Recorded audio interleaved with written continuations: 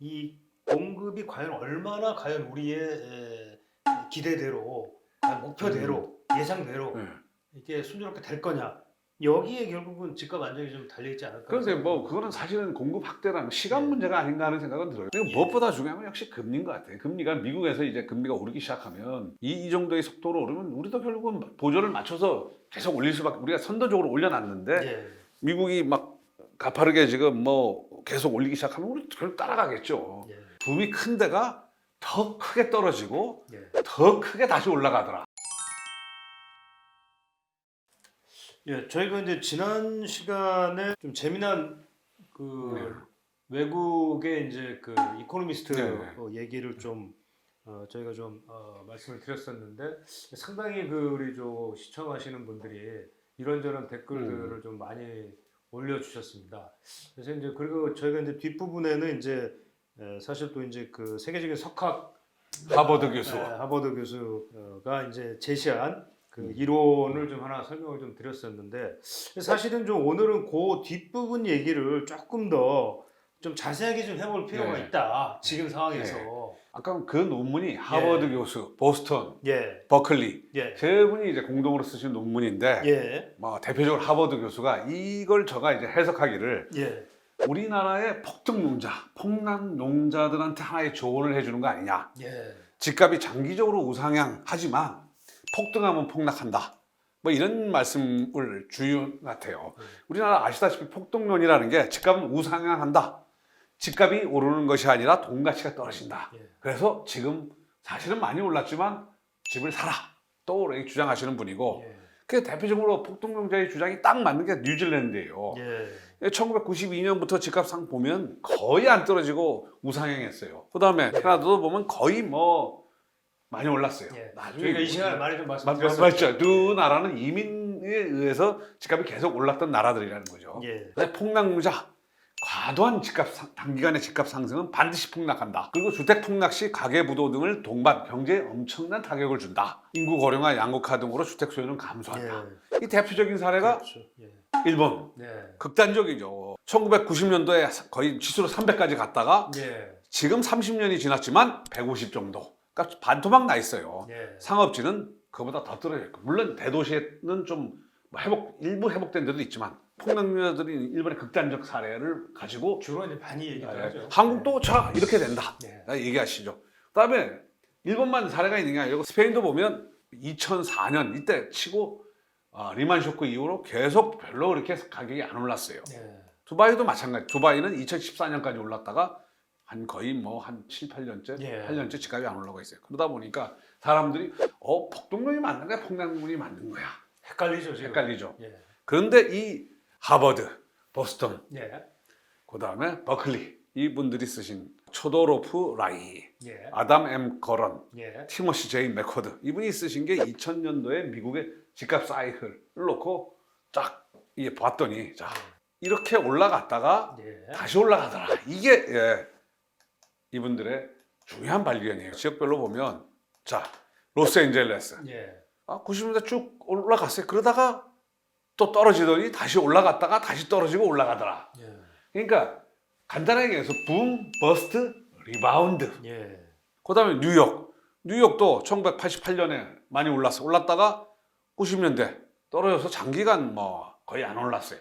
그러다가 다시 올랐다가 세게 떨어졌어요. 예. 이게 리먼 쇼크죠. 그렇죠. 떨어졌다가 우리가 리먼 쇼크 때만 떨어졌다고 생각하지만 90년대 우리뿐만 아니라 미국에서 집값이 많이 떨어졌어요. 그 다음에 라스베가스도 보면 올라갔다가 정말 많이 올라갔는데 많이 떨어졌어요. 그래프가 거의 똑같습니다. 예. 그 다음에 예. 시카고는 좀 덜 올랐어요. 근데 어쨌든 올라갔다 떨어졌어요. 그래서 이분이 이제 쫙 해보니까 예. 주택이라는 게 뭐냐. 한쪽에서는 주택을 볼 때 합리적 의사결정에서 된다고 하지만 실제로는 또 한쪽에서는 합리적 의사결정이 아니기 때문에 버블 앤 버스트가 나타난다. 근데 이 양반들이 미국의 집값 쫙 올라간 거 탁 보니까 결국 집값이 어떤 때 올라가냐. 일자리가 굉장히 증가하고 예. 그래서 주택 수요가 늘어날 때 그렇지만 주택 공급이 적을 때 그런 지역에서 집값이 많이 올라가더라. 예. 이런 공통점을 이분들이 발견을 했어요. 그래서 대표적으로 1997년부터 2012년 사이에 샌프란시스코, 뉴욕, 보스턴 여기 보니까 어떤 금융산업 이 호황을 누렸고 예. 뭐 다른 사람도 호황을 누리고 예. 그래서 막 외부 다른 도시에서 사람들이 몰려오더라. 그렇죠. 그래서 집값이 팍팍 뛰더라. 근데 문제는 뭐냐면 주택이 별로 공급이 안 되더라. 어디 서울 강남 같은 그런 네. 지역이죠. 그래서 펀더멘털이 바뀌었다. 이때 사람들이 펀더멘털이 바뀌기 때문에 비싼 가격에 사야 된다. 그러면서 집값이 점점 올라요. 그래서 주택 구입자들이 지나치게 우리 지금 가격에 대해서도 이건 너무 올랐다. 아니다. 펀더멘털이 바뀌었다. 이 수요는 전국적이고 또 일부에서는 한국의 강남의 수요는 전국이었다고 하는데 요즘은 무슨 소리냐. 중국, 홍콩, 일본에서도 올 거다 결국은.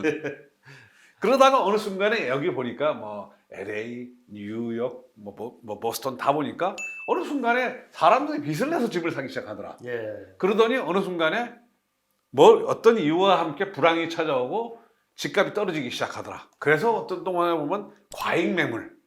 그러다가 어느 순간에 펀더멘털 이하로 떨어지더라. 예. 펀더멘털이 정확하게 되지 않지만 그 가격이 떨어져야 다시 한번 리바운드 하더라. 뭐 이런 그거예요. 이거 지난번에 보셨듯이 예. 그러니까 첨단 산업, 일자리 규제, 토지 규제 이런 데서 집값이 상승하기 시작해서 붐이 벌어지는 거예요. 그러다가 어느 순간에 버스트 예. 또 터지고 가격이 급락하다가 다시 리바운드 하더라. 그런 데는 특히 그 중에서 집값이 많이 오르는 데가 어디냐? 결국 슈퍼스타 시티. 예. 아까 말씀드린 이제 일자리나 이런 것들이 많지만 공급이 제한된 지역이더라. 그래서 이분의 주장은 뭐냐면 The biggest boom. 예. 붐이 큰 데가 더 크게 떨어지고 예. 더 크게 다시 올라가더라. 그러니까 약간 폭락론자, 폭등론자들을 합쳐놓은 것 같은 느낌이 안 나요? 그렇습니다. 산이 깊으면 뭐 골이 깊다 이런 얘기가 예. 있는데 골이 깊으면 또 산이 또 근데 물론 이분들 주장은 다 예. 똑같이 도시마다 특성을 살펴보니까 어쨌든 다시 이제 리바운드가 센 데는 뭐냐면 어메니티, 편의시설이 많거나 어쨌든 사람들이 이제 뭔가 이렇게 관심을 가질 수 있는 지역. 그렇죠. 예. 그 대신 조건이 뭐냐? 공급이 제한돼요. 네. 그래서 우리가 아까 말씀한 폭등론이나 폭락론은 일방의 그 주택 가격의 방향성을 너무 강조하지 않습니까? 그렇지 않더라는 주장인 거죠. 그렇죠. 그럼 어떻게 보면 집값이라는 게 또 뭐 단계적 뭐 음. 상승하는 것처럼 네. 물론 이제 이거는 좀 하락했다가 올라간다는 게 좀 다르긴 네. 하지만 예. 네. 그래서 우리가 보면 이게 인천구의 평균 거래 가격을 한번 볼게요. 인천에 집값이 제일 비싼 데가 어디죠? 연수구겠죠. 연수죠. 송도가 있는. 송도. 예. 자, 위에 노란색. 이게 어쨌든 이거는 실거래 평균 가격이에요. 예. 그거 보면 작년 3월에 예. 4억 2천 하던 게 어쨌든 이건 거래 실제로 산 누가 실거래 샀냐? 가격이죠. 예. 이게 7억까지 올랐어요. 예. 오르더니 다시 5억 5천까지 이제 2월달에 떨어졌어요. 예. 이게 뭐냐면 다른 지역보다 계양구, 남구 역시 어쨌든 가격이 비싼 데가 더 예. 올라갔다가 그렇죠. 이게 그 똑같은 아파트를 한 게 아니고 거래 가격으로 한 거니까 거래 평균 가격. 예. 그다음에 가격이 낮은 데는 별로 오르지도 않고 떨어지지도 않아요. 예. 이런 점에서 보면 이게 막 아주 그거는 아니지만 어쨌든 이분들의 주장이 어느 정도 일리가 있는 거 아니냐. 예. 이런 한국에도 적용될 수 있는 거 아니냐라는 생각을 할 수 있을 것 같아요. 이게 뭐 우리가 과학적으로 지금 이 부분을 한 건 아니지만 그러면서 우리가 지금 제일 중요한 게 뭐냐면 예. 여기서 지금 비거스트 버스트라는 그쪽에서 예. 비거스트 버스트의 조건이라는 게 따지고 보면 결국은 이제 가압류돼서 주택들이 매물이 쏟아져 나오는. 근데 그 중에 이제 우리가 전 세계적으로 보면 미국을 보면 미 연준이 이제 제로 금리를 끝냈어요. 연내 무려 6번의 추가 상승을 시사했어요. 사실은 뭐 내년까지 10번 한다는 얘기도 지금 그렇죠, 나오고 그렇죠. 있죠. 그 얘기 뭐 나왔는데 그러면 올해 얼마까지 가느냐면 1.87%까지 간다는 거예요. 예. 근데 이미 보면 미국에서 2년간 10회, 11회 했는데 내년 말 되면 2.8%까지 기준금리가 올라가요. 그럼 모기지금리는 얼마까지 갈 거냐? 예. 지금 이미 모기지금리가 4.16%까지 예. 갔어요. 작년 1월은 2.65%예요. 그러면 거의 우리가 2배 오른 거예요. 그러면 이게 내년 말쯤 가면 최소 5% 이상은 뭐 당연히 뚫겠죠. 뚫겠죠. 예. 6%까지도 갈 수 있겠죠. 그렇게 예. 되면 실질적으로 사람들이 부담하는 게 굉장히 늘어나겠죠. 6%면 상당히 큰데요. 그럼 예. 주택 수요를 굉장히 줄이겠죠. 예. 그럼 어떻게 되느냐? 그럼에도 불구하고 미국에선 아직은 지금 거래량은 많이 줄었더라고요. 보니까 예. 2월 달에 보니까 7.2% 정도가 거래량이 줄었는데 가격은 아직도 미국은 상승세예요. 예. 그 이유가 미국은 이제 재건주택이 아주 이제 부족하다. 예. 예, 저희가 한번 그때도 한번 몇 말씀을 말씀드렸죠. 그다음에 영국도 보니까 여기 보시면 포스트 팬데믹 했는데 예. 아직도 막 신고가 형성하고 있어요. 하고 뭐 아직도 약간 떨어진다고 주장하시는 분도 있고 예. 또 오른다고 주장하시는 분도 있어요. 뭐냐면 아직은 금리 상승이 아직은 버스트까지 이어진 건 아니고 예. 약간 그러니까 이제 점점 상승률은 떨어지고 있어요. 근데 자 블룸버그 평가에서 작년에 블룸버그 연구소에서 평가를 했어요. 집값 거품 1위 뉴질랜드. 뉴질랜드가 이제 집값 폭락의 공포가 퍼져가고 있어요. 세 달 정도 해봤더니 4% 정도가 떨어졌어요. 예. 그 중에 제일 큰데 오클랜드 5%가 떨어졌어요. 그래서 풋 증후군, 호모 증후군이라고 해서 예. 지금 집을 안 사면 나는 영원히 돈을 못 벌 것 같다, 손해를 본다, 뭐 이런 거에서 이제 풋 증후군. 지금 집을 너무 비싸게 집을 살 수 있다. 그러니까 급락의 공포. 그러니까 시장이 확 바뀌었어요. 여기는 뭐냐면 금리가 여기도 선진국 우리 3차례 했죠. 예. 뉴질랜드가 3차례 올렸어요. 0.25%씩. 그러니까 어떻게 보면 한국과 가장 비슷한. 한국도 집값이 약간 조정을 받았지 않습니까? 지금 뭐 물론 새 대통령 당선자가 예. 나오면서 좀 상황이 약간 변하지만 OECD 국가 중에서 가장 많이 올린 나라 중에 하나가 한국과 뉴질랜드예요. 우리 아까 이 하버드 교수님, 그다음에 보스턴 교수님이 했던 게 이 점점 이 시나리오 가느냐 마느냐 막 이런 이 상황에 있는 것 같아요. 그 이제 여튼 좀 한국적 상황을 좀 잠시만 좀 한번 짚어보자면, 그러니까 이제 결국은 지금 상황이 우리는 이제 아직까지는 막 이렇게 금리의 충격이 좀 본격적으로 와닿지 않고 있는 상황이다 보니, 또 이제 뭐 아무래도 이제 새로운 그 대통령의 이제 취임을 앞두고 부동산 시장에 좀 어떤 기대감? 그러니까 약간 우리가 헷갈려요. 왜냐하면 기본적으로 규제 완화에 대한 기대감이 있는데, 만일 우리가 집값이 이렇게까지 뛰지 않았다면 규제 완화의 효과가 지금 아마 엄청 나타나가지고 지금 오히려 이제 시장을 막 진짜 버스트 상태로 갈 수도 있는. 근데 이 두 가지가 지금 헷갈리고 있는. 그러니까 새 정부도 정책을 펴기가 쉽지 않을 거예요. 여기서 지금 갑자기 강남 재건축 이런 데서 이제 오른다고 그러니까. 그러니까 규제를 풀었을 때 나타날 수 있는 어떤 이 역풍, 부작용 이런 것들에 대한 이제 철저한 좀 사전 어떤 정책적 대비를 한 상태에서 어떤 규제 완화가 좀 아마 그런 부분들이 이번에 이제 대통령이 인수위에서 하시겠죠. 고민을 하지 않을까. 심교영 교수님 들어가셨으니까 시장을 잘 아시는 분이니까.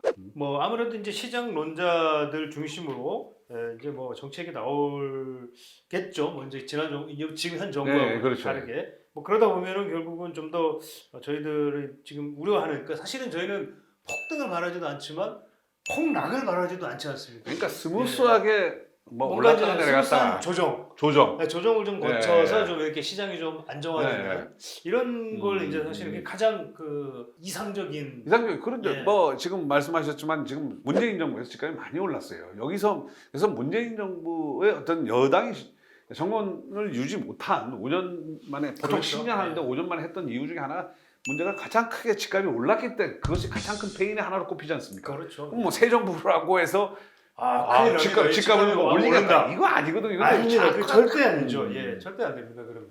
그러니까 그런 거에 대해서 새 정부 당선인 주변의 참모들도 이게 규제 완화를 통해서 주택 공급을 늘려가지고 집값을 잡겠다는 거지.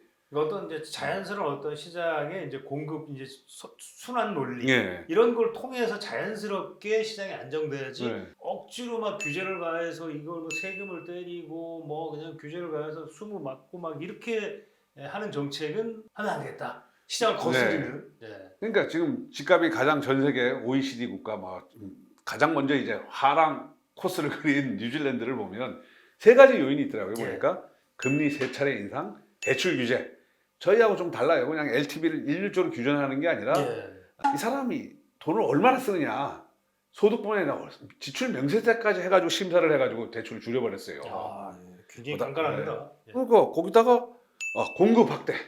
근데 거기도 보니까 이제 집값이 많이 오르다 보니까 이제 공급 물량들이 이제 늘어나기 시작했더라고요. 많이.